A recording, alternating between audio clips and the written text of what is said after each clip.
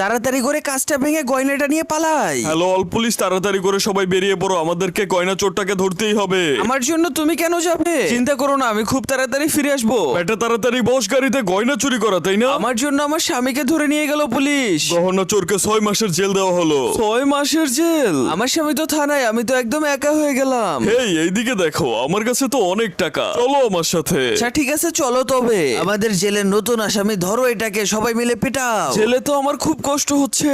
আমার তো খুব ভালো লাগছে, শুধু টাকা আর টাকা। এই পাথর তো আমি টানতেই পারছি না। আজকে তো অনেক শপিং করেছি, সব শপিং এ আমার। আজকে তো আমি জেল থেকে বেরিয়ে যাব, আজকে তো আমার অনেক ভালো লাগছে। আমরা তো এখানে অনেক সুখে আছি, কিন্তু 1 মিনিট, এটা আবার কে?